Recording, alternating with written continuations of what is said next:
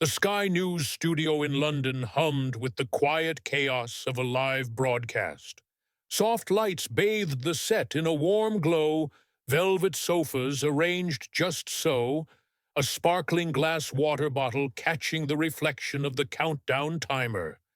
Ellen DeGeneres sat poised, her blazer crisp, her smile practiced but subdued, a calculated departure from her daytime TV grin. Across from her, the host, a polished Brit with a knack for empathy, leaned forward, eyes trained on her like she was a wounded heroine. The camera pushed in as Ellen spoke, her voice soft, tremulous but deliberate. "Leaving America wasn't easy," she said, gazing into the lens. "It was my home, my career, my life. But after 2020, after the hostility, the threats, Trump's second term, it felt like the country I loved had turned on me. I wasn't running, I was healing." The host nodded, his face a mask of solemn understanding. "You've called Trump's administration the final straw.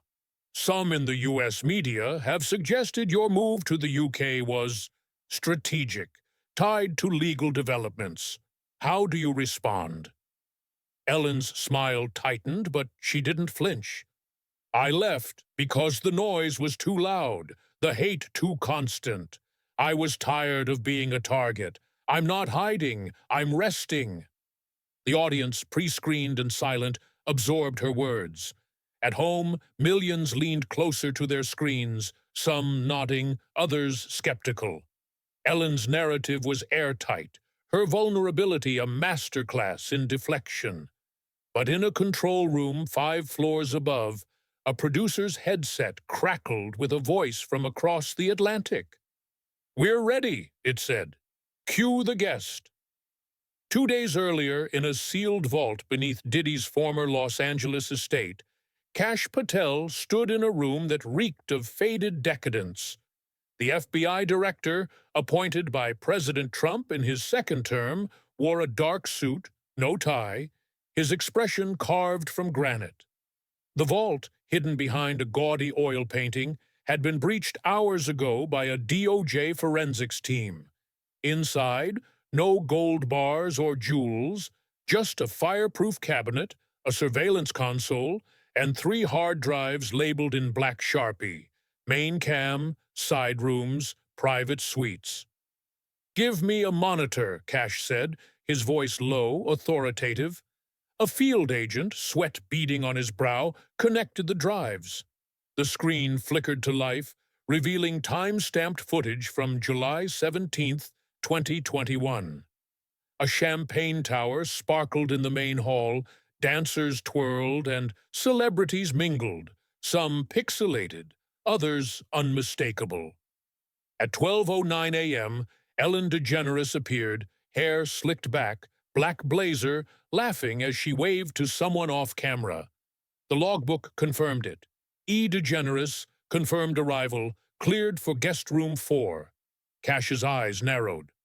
"Pull that timestamp, flag guest room 4 across all feeds." The agent hesitated. "Sir, should I blur?" "Blur nothing," Cash snapped. "We don't sanitize truth." Over the next 20 minutes, Ellen appeared 4 more times, laughing with Sean Diddy Combs, entering guest room 4 with entertainment staff, and, at 3:14 a.m., alone, speaking into a phone before locking it in a safe. The implication was undeniable. She wasn't just a guest, she was managing. "We have what we need," Cash said, arms crossed. "Prep a clean export." The agent nodded. "For the hearing?" "No hearing," Cash replied. "Not yet. She'll hear this under stage lights, broadcast in 4K, as the data copied to a DOJ secure drive." Cash's phone buzzed. A file popped up. Judge James Boasberg, the same federal judge who'd blocked MS-13 deportations, let an FBI lawyer walk for forging a FISA document, and delayed Hillary Clinton's emails in 2016. His daughter worked for a USAID-funded NGO tied to gang-affiliated detainees. Coincidence? Cash didn't believe in those anymore. He saved the file and muttered, "Funny how the softest hands always land on the softest targets." 5 days earlier, in a DOJ situation room in Washington, D.C., Pam Bondi stormed in like a hurricane in heels. The former Florida AG, now a DOJ heavyweight, carried a thick, sealed folder and a look that could curdle milk. Across from her sat Cash Patel, the air between them heavy with unspoken urgency. "Close the door," Pam said, her voice clipped. "What I'm about to hand you is either the match that burns their empire down or the noose they hung themselves with 5 years ago." Cash didn't flinch. "You're talking about Diddy." Pam dropped the folder with a thud. "Not just Diddy. The whole ecosystem, the parties, the tapes, the money trails, and her name's in there." Cash raised an eyebrow. "Her?" Pam's tone turned colder. "Ellen DeGeneres." Silence. Cash let out a low whistle. "Hollywood's moral lecturer, the progressive queen who cries about borders and fossil fuels." Pam nodded, her smile deadly. "Turns out the loudest voice for human rights had a front-row seat at Diddy's sex circus. She sold her $96 million Montecito fortress, fled to a sheep farm in England, thinks she's untouchable." Cash flipped open the Atabai folder, screenshots, surveillance stills, handwritten guest logs, and a one-line email. "Love the last one. Same time next week. Signed, ED." "From the raid?" Cash asked. "FBI unit hit Diddy's compound 6 days before Christmas," Pam said. 11 digital recordings, multiple guest lists. Ellen's in 6, full name. 3 tapes show her arriving with underage performers. She's not a bystander, Cash. She was organizing calls, arrivals, phone safes. Cash's voice dropped to a growl. "And she's out there whining about Trump from her British estate?" Pam locked eyes with him. "Release the Diddy files." Cash didn't blink. "All of it. This is bigger than her. Epstein 2.0, tech cartels, judges on payrolls, maybe even signal compromised. If we wait, it vanishes." Pam held her ground. "Not public yet. I want the trap to close while she's lying on camera. We're locking the door with her inside." Cash grinned. "You baited her." Pam slid a white envelope across the desk. "Found in Diddy's L.A. estate. Handwritten, signed E.D. Cash opened it. The bubbly handwriting read, "Sean, last week was insane. You outdo yourself. But seriously, if the wrong people saw what we filmed, I hope you're locking those tapes tighter than the NSA. XX." "Let me be clear," Cash said, face stone cold. "I'm not here for headlines. These people hid behind rainbow flags and inclusion panels while preying on kids and silencing witnesses. For what? An Emmy?" Pam placed a hand on his shoulder. "That's why Trump picked you. You don't blink when the media screams." "Plane leaves in 12 hours, she added. "Your cover, media liaison for cybercrime cooperation. Your mission, make her panic, just enough to talk." Cash exhaled. "If she talks, they all fall." Pam turned at the door. "They always do." 3 days before the Sky News interview, Ellen stood in a velvet-draped auction room. No press, no cameras, just whispered numbers and champagne flutes. In a cream blazer and cruelty-free heels, she watched a painting hit $17 million. "Let it go," she told Portia de Rossi, her wife, at her side. "I'm done with California, done with that country." Portia hesitated. "You sure?" Ellen's jaw tightened. It was never peace. Behind them, a man in a charcoal suit scribbled a note. He wasn't a buyer. He was Cash's operative, tracking buyers, logging transfers, identifying shell accounts. Ellen stepped into a VIP lounge, swirling an elderflower tonic. She leaned into Portia's ear. "Do you think they're watching?" Portia arched an eyebrow. "The press?" Ellen shook her head. "The other they. You know who." Portia sipped water. "You sold everything. You left. You're clean." Ellen's smile was cold. "I said what they wanted. Trump broke my heart. America lost its soul. Whatever gets the libs sobbing. Regret? Please. Those parties had rules. Everyone wanted in. You don't cry wolf after the fifth invite." She sipped her drink. "They'll never put it together. Diddy, the tapes, the foundation donations, the ranch staff. Even if they do, they won't touch me. Not with the name I built." Upstairs, the man in the charcoal suit handed his notes to an MI5 liaison. Cash's instructions were clear. If Portia says anything Ellen didn't, mark it. Ellen's phone pinged. An email. Invitation. Global Spotlight interview, Sky UK. A chance to set the record straight. Live taping. Full editorial control. She grinned. "My story's finally getting respect." She tapped accept. What she didn't know, the producer had spent 48 hours with Cash's liaison. A secret guest was confirmed, unannounced until minutes before airtime. He wasn't bringing applause. He was bringing the logbook, the letters, the clips. 72 hours earlier, in a glass box near Google's West Campus, Signal's executives were in meltdown.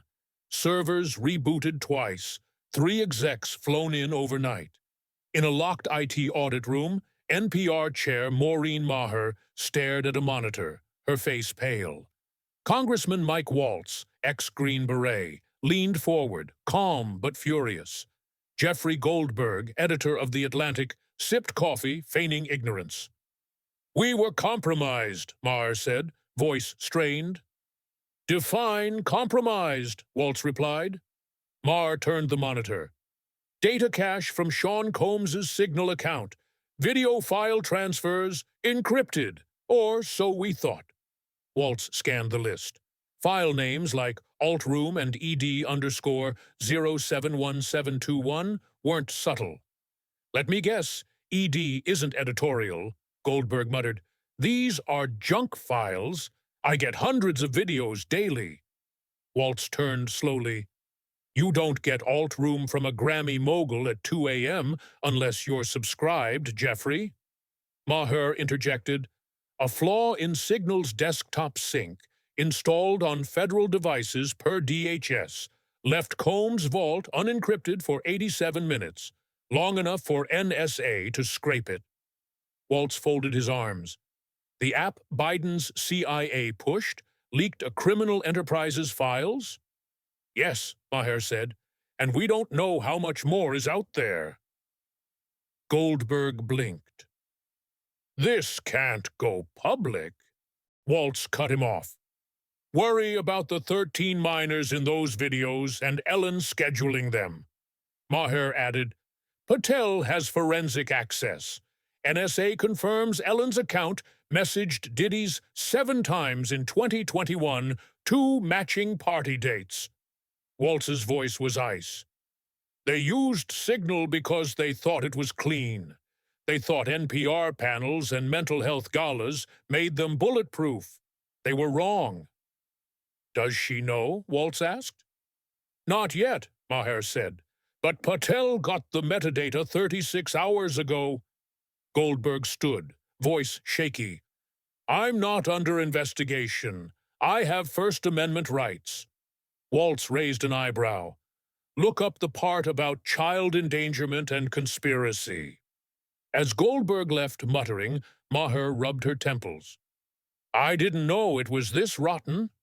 Waltz finished his coffee. "This is the chapter where we stop whispering." Back in the Sky News studio, the host's smile was strained. "In the spirit of transparency, we have a surprise tonight." Ellen tilted her head, her laugh thin. A surprise? Hopefully not a roast. No, the host said, glancing stage left. A man leading high-profile DOJ investigations, here to address speculation about your story. Please welcome Director Kash Patel. The door slid open. Kash stepped into the light, dark suit, no smile, a verdict in human form. The audience didn't clap.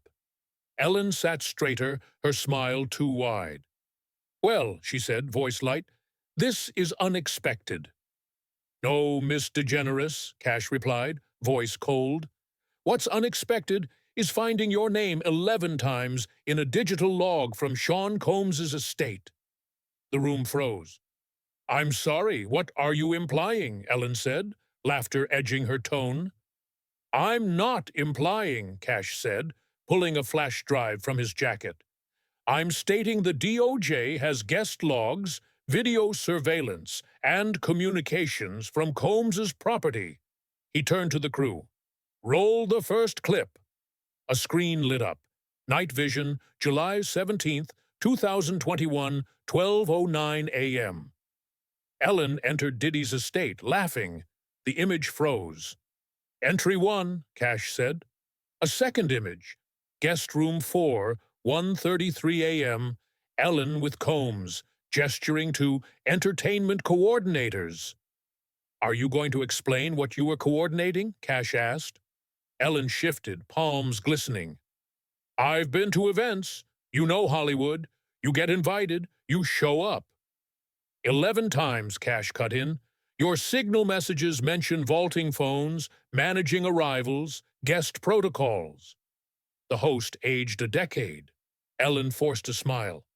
There's a misunderstanding. I was there socially. We're not, Kash said. Another clip played, blurred, audio clear. Ellen's voice. Sean, you better lock these tapes down.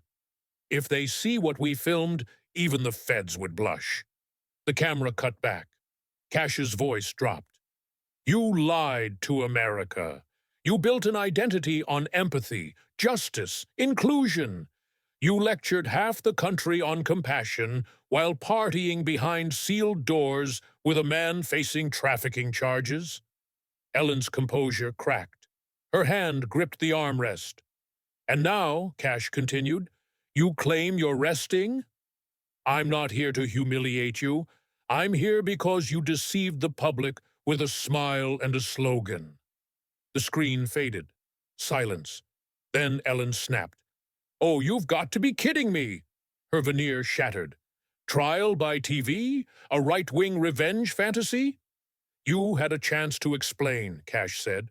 I'm here for facts. Facts? Ellen spat. I hosted a show that changed lives. I raised millions for charities.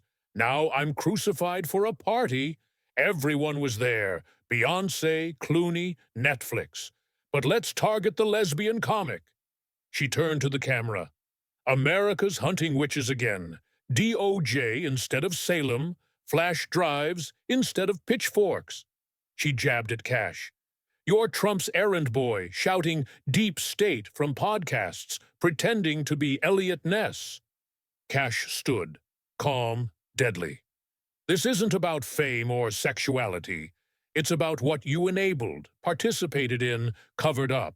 You had power to do good. Instead, you shielded the worst. He faced the audience. We've been told we can't ask questions, that it makes us hateful. But truth has no party. Justice doesn't bend to Hollywood. Ellen seethed, speechless. Kash pulled a folder. This case is moving forward. Charges, obstruction, tampering, participation in trafficking-related events, conspiracy to conceal. Your name's referred for indictment, Southern District of New York. He set the folder before her. You're no longer a celebrity, Ellen. You're a case file. The red light went dark. Ellen didn't move. The host didn't speak. In a DC control booth, Pam Bondi exhaled. The truth was live, and it wasn't going anywhere. X posts erupted. Patel crushes Ellen on Sky News. Diddy files out. Hollywood's done. Alerts buzzed. Ellen's team vanished. Her UK estate swarmed. In D.C., Pam and Cash eyed judges, tech execs, NGOs. The Diddy files were just the start. The empire of lies cracked, and Cash prepped the next clip.